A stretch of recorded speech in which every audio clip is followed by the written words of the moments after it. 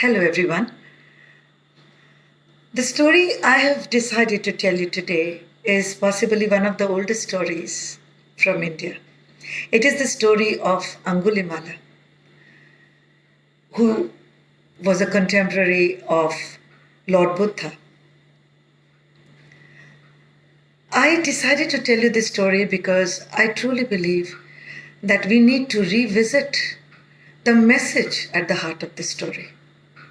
It is very important for us to recall this message and to act upon it, living as we are in these very, very uncertain times where anything and everything is uncertain.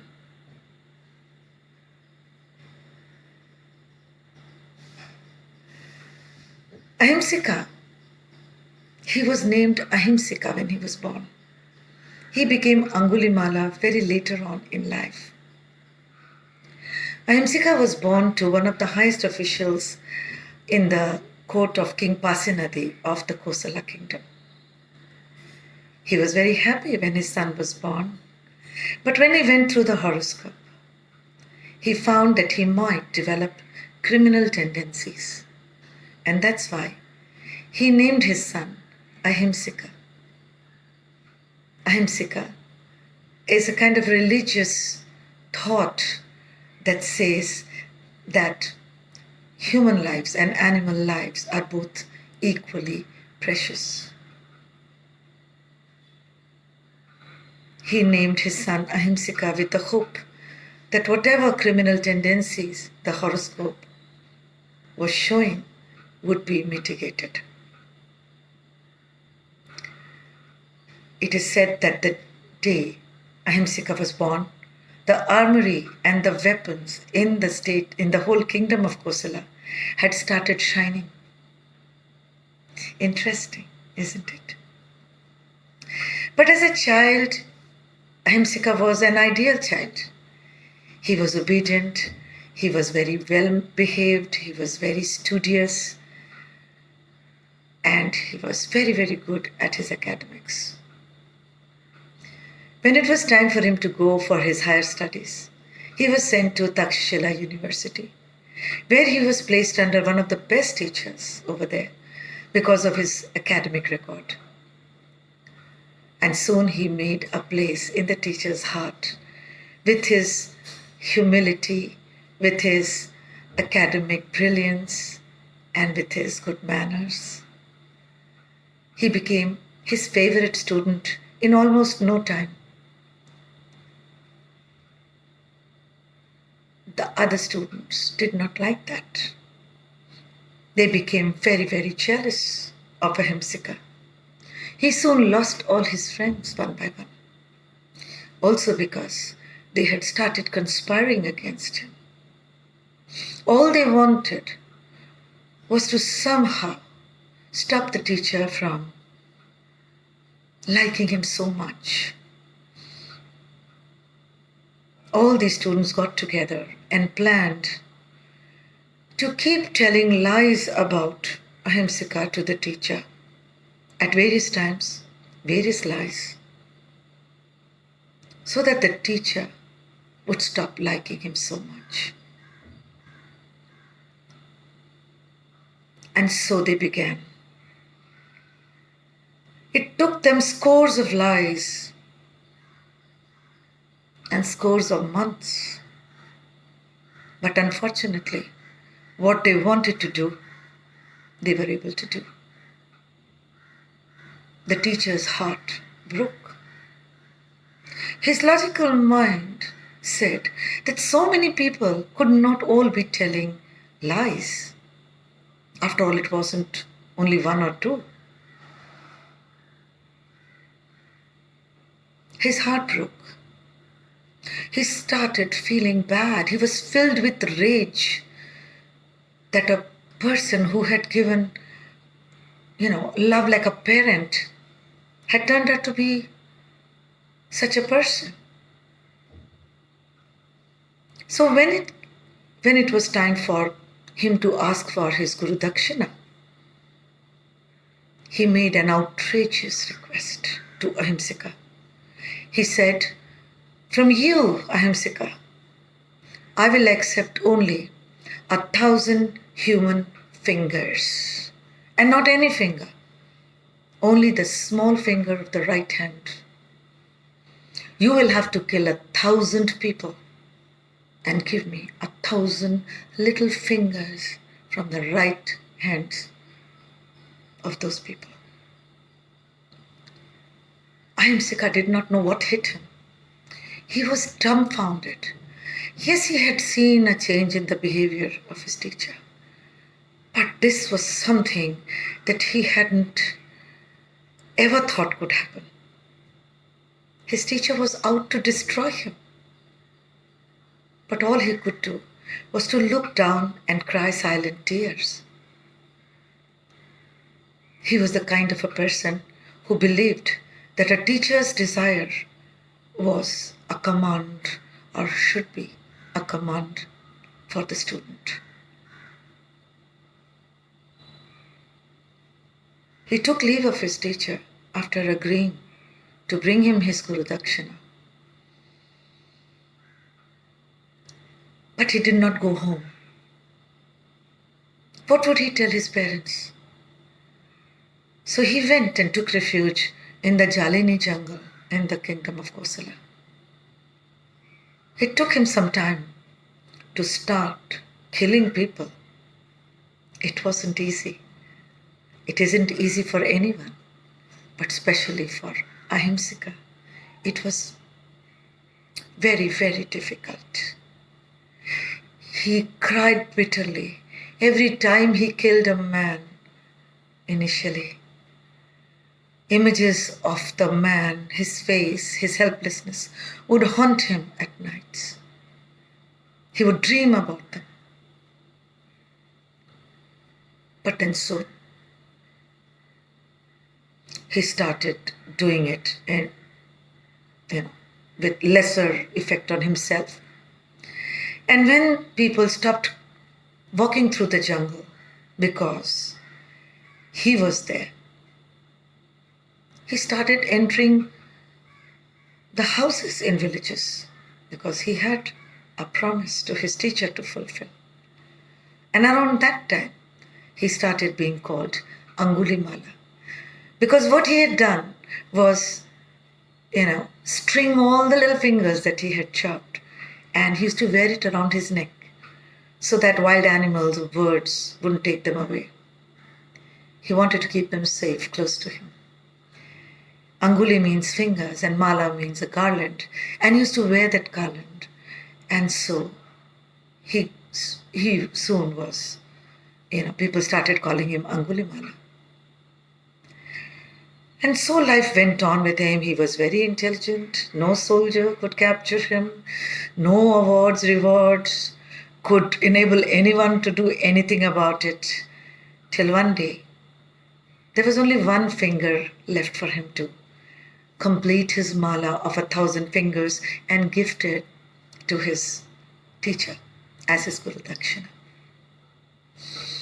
And one day he was just lying on the branch of a tree resting when he saw a monk walking peacefully down a path in the jungle. It had been a while that he had seen someone walk through the jungle anyway. So he shouted, "Monk! Hey monk! Stop!" But the monk kept walking. The pace hadn't changed. There was no sign that he had heard him. What?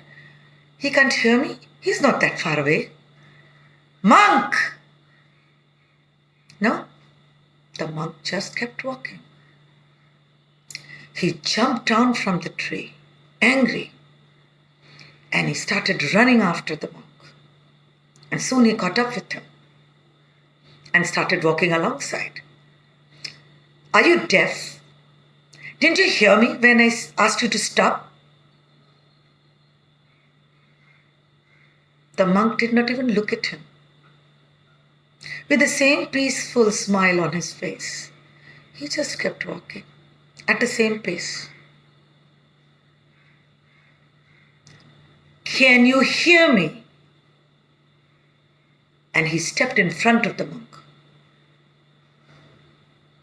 Why didn't you stop? Didn't you hear me? The monk, with a very serene smile on his face, said, Angulimala, I have stopped. I have stopped a long time ago. It's you who haven't stopped. Angulimala? Angulimala thought. So he knows my name. So he knows I'm the murderer, the robber, who everyone is scared of. And still he's not scared of me. He keeps looking into my eyes with so much of peace and love flowing out of his eyes. He's absolutely unmindful of who I am and what I can do to him. How is that possible? Angulimala was kind of mesmerized because the monk kept looking into his eyes with this wonderful smile, a smile full of care, the kind of look that his parents used to give him. He shook himself and said, listen, you say you have stopped, but you kept walking. Here I'm standing in front of you and you're saying, I haven't stopped. Do you even know what you're speaking? What are you trying to say? The monk said, Angulimala, I stopped doing anything to trouble, to make any other living being suffer, whether animal or man, a long time ago. I have stopped. You have not stopped. Man is the highest creation of God. Man is supposed to, in fact, protect other animals, plants, trees, insects, birds, animals, not make them suffer, not exhibit cruelty to them. What are you talking, monk? Man is the highest creation of God. No, man is the meanest, the cruelest, the most self-centered, the most greedy being that God has ever created. That's who a man is.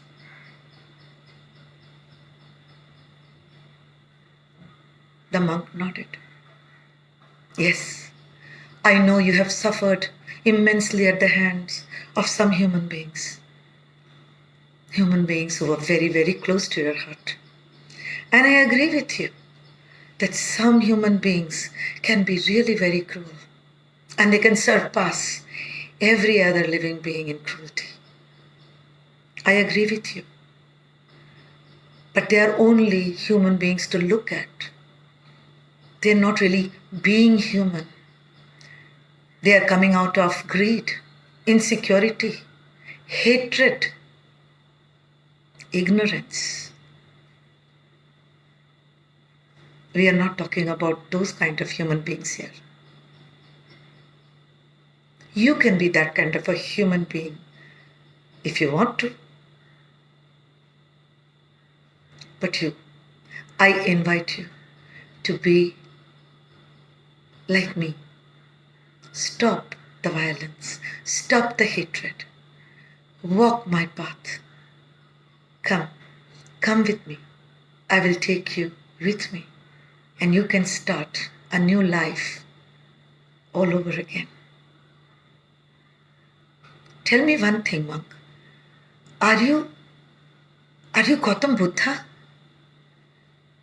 Nowadays people are talking about Gautam Buddha and they're saying that he is very good, that he is very compassionate, very loving, and that he really makes you feel very good.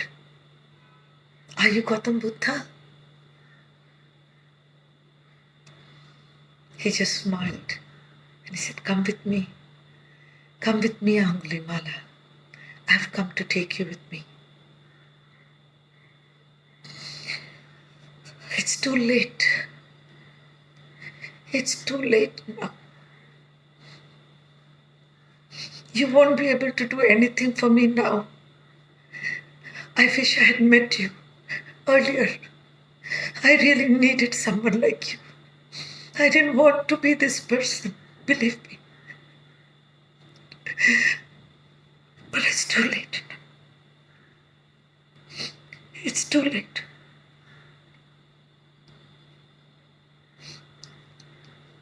It's never too late. It's never too late, AnguliMala. I'm telling you, come with me. Come with me, my dear. We'll start a new life. You will be ahimsika once more.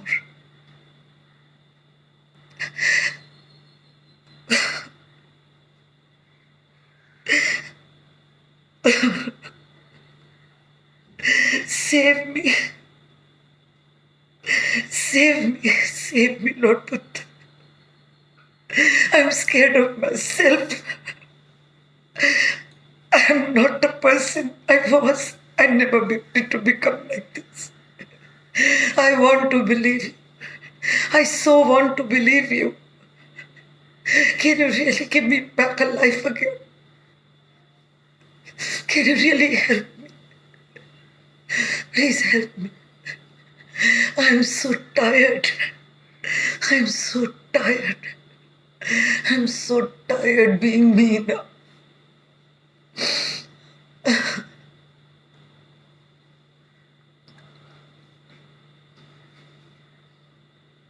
Buddha picked him up by his shoulders, held him against his heart for what seemed like eternity, and walked him to his monastery. And there he lived. And there, under the Lord Buddha's guidance, he rediscovered the life that he wanted to live when he was young. All those years ago, when he took this oath to give his teacher the Guru Dakshina that he wanted. He lived a life of virtue, of noble behavior, and slowly he was able to win over the hearts of all those he had wronged so badly. Those people whose husbands, sons, brothers he had so mercilessly killed. There came a time in his lifetime where they could all forgive him. Not only that, this person who had turned into a serial murderer because of his life circumstances attained nirvana. AnguliMala could do that. He could bring over such a dramatic transformation. I'm sure it wouldn't have been easy. But his repentance, his heartfelt repentance, and the guidance of a guru like Lord Buddha. Today is Guru Purnima. If only each one of us has one such guru in our lives, it would help us so much, isn't it? At these times when life as we knew it has disappeared and we don't know what to expect anymore, we must really give thought to the kind of life we had been living, to how self-centered we had become, and to think whether we have it in us, whether we have the courage that AnguliMala had to change his life back to being ahimsika. That is what we all need to think now, so that the future generations, when they talk about us, they can talk about us with a sense of awe, so that they can say that they were a race who realized their mistake, however horrendous the mistake was, would soon be forgotten by them. They would remember us as a race of human beings who realized their mistake and had the courage and the will to transform themselves and go back to being the human beings that God wanted them to be. The question is, do we have it in us? Do we have it in us to be a real human being? I leave you with that question. Thank you so much.